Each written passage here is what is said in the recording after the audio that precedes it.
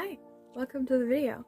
So recently I've started trying to live stream to help a friend reach affiliate and to kind of improve my own streaming ability, and I realized that there aren't many resources for people who want to stream on mobile or people who may not have a massive budget for streaming softwares, assets, things like that. So I've managed to find some kind of workarounds which I didn't see tutorials for anywhere else on YouTube. I had to figure a lot of this out myself, so I decided to make a tutorial to help other people out. So yay! In this video we're going to go through the apps you need, how to make and add borders to your videos, how to find assets, how to set up the VTuber, and how to record little skits like this one that I'm using to kind of introduce the video. So let's jump right in. So the first thing we're going to do is download and set up the applications we will need in order to stream. So the first application you're going to need is a streaming client app called Prism, which is available on both iOS, Android, and PC apparently. You're going to want to open up Play Store, App Store, Samsung Store, wherever you get your apps, and look for the app called Prism Live Studio. This is what will let you broadcast to Twitch. It also has all of your customization options for the actual layout of your stream, as well as the VTubing function. The next thing we're going to look at is something called Stream Elements, which is a website rather than app, but I highly recommend you bookmark it, pin it to your homepage, all that good stuff, because it's what we're going to use to not only moderate chat, add chat messages, but it's also where we're going to get our assets, and if you want to, you can download your stream border from there as well. So once we've got all of our assets downloaded, we are going to look into setting up Prism. So once you open the app, the first thing it's going to ask you to do is log in with Google, Facebook, or Twitch and give it a bunch of permissions. As soon as you open the app, you're going to see a few different options. There's going to be camera, VTuber, and screen. We're going to be focusing on screen and VTuber as I'm not really a camera streamer. Opening up the kind of screen options, you're going to see portrait and landscape. We're going to tap on the landscape option, which will open up our kind of editing thing. Once you've done that, you'll be displayed with quite a few options on your right hand side, which will be a plus icon, some layer icons, and some buttons for presets and rotating the screen. The first thing I'm going to do is hit that plus icon, and you will see kind of 4 more options there.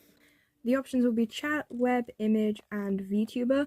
The first thing we're going to do to add a custom border, whether you've downloaded that off Pinterest, made your own, or downloaded one off of Stream Assets, is click on image, which will open up your gallery and allow you to insert your Twitch UI, basically the border you're going to have for your streams. You can then resize this, adjust this over your screen capture, and once you're done, you can open the layers tab and lock it in place so it won't get messed around when we're adding other things later on.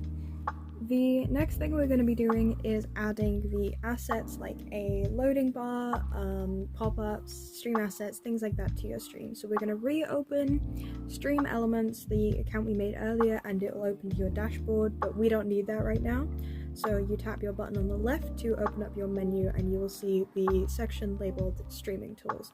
We're going to hit that and then hit Elements, which is going to have a bunch of templates that you can use as well as some custom ones you can make. I've already got a couple downloaded, so I have to hit New Element and then Element Library, which will show you a bunch of super cute assets you can be adding to your streams, whatever your vibe is. There's also theme packs which do the overlay, pop-ups, all of that stuff for you, which as far as I'm concerned are entirely free. So all you've got to do is have a look through all of these different options, pick one you like, and once you found one, you just tap on it and click it. Yeah, you just tap on it. It will then load up the kind of page for that asset, and as you scroll down, you will see a big blue button that says Use Element.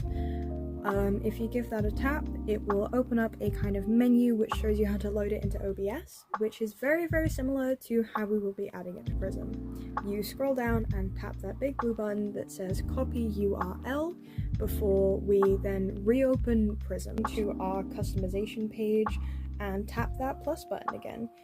And you'll see on that plus button we can tap that web option that we looked at earlier, and then we can paste that URL we just copied into the link icon. It will probably pop it up for you, so you can just tap that to insert it and then hit save. The same as it did with the border, you can then resize this and put it wherever you want. I'm going to stick it down here in the corner. Obviously it's going to be blank right now because obviously you're not live, so you can't get any notifications, but for something like a counter bar, it will pop up right away so you know that it's working. Last but absolutely not least, we are going to be setting up our own custom VTuber. Now, clicking over to the VTuber panel in Prism, you'll see there are already some preset models that you can use. I think a lot of these are super cute, and obviously they're copyright free, so if you take a liking to one of them, you can use that rather than making your own custom model. But if you do want to make a custom model, you can use a doll maker, a avatar maker, a pic crew, as long as you get permission from the artist, to make your PNG tuber. If you want to commission a PNG tuber, you only need 4 frames for one of these to work. And the Goober tuber you are seeing on screen right now is one you can commission from me for 15 quid. So opening up our PNG tuber menu, we can see all of their adorable assets. I really like all the cyberpunky ones they have. The chipmunk's kind of silly. But scrolling all the way back to the left, you'll see a add your own VTuber option. Clicking this, it'll come up with a little tutorial pop-up, which you can read if you want to, but I'm gonna tell you how to do it, so you don't have to. You will see 4 options for what you need to display: an open eyes, closed mouth, open eyes, open mouth, closed eyes, closed mouth, and closed eyes, open mouth, which are the 4 frames or kind of stills of the PNG tuber you're gonna need. To add these in, you just tap on the faces, it'll open up your gallery, and you need to add each individual one in. I have the Goober tuber I'm using right now, who has these 4 poses, so I click the correct frames for the correct expressions, and then I just click done, and if you want, that's literally just it. I have some personal preferences where I like to add a bit of motion to make my PNG tuber kind of bob up and down, wag his tail, things like that. So if you click over to the motion icon, you can make your character move when he's not talking, or if you click on speaking enabled, you can pick a movement they do whilst they're talking. Mine is the little jumping one, so he kind of he kind of hops up and down as I talk, which makes him look very cute and wag his little tail as he goes.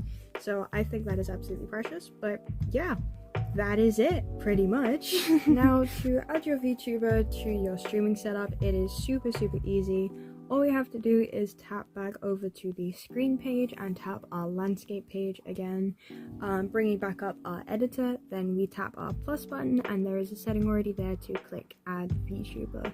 Pressing on that, you'll be shown the VTuber library with your new VTuber, and then you just click add.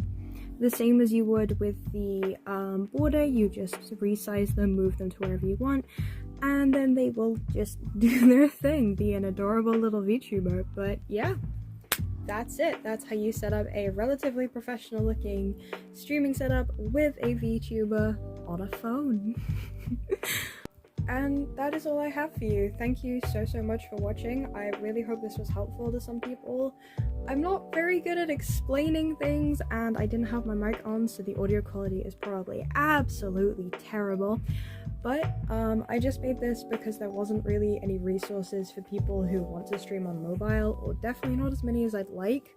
There were lots on how to just stream and a lot on how to VTuber, but not how to set up an actually visually pleasing setup with a VTuber that then you can use to stream games, stream your art, or just, you know, have just chatting streams with your viewers. You can set up the interface however you want and just stream with a VTuber if you want. But yeah, I really hope this was useful to someone. Thank you so much for watching, and if you feel like it, check me out on Twitch where I'm using this interface. If you do want to buy a PNG tuber, you can find the link to my artistry in the card in my bio. or you can just message me on Instagram, I don't mind. But thank you so much for watching. If you feel like checking me out on everywhere else, go check me out everywhere else. If not, I will see you when you come back to rewatch this video because you forgot what you were doing. Bye!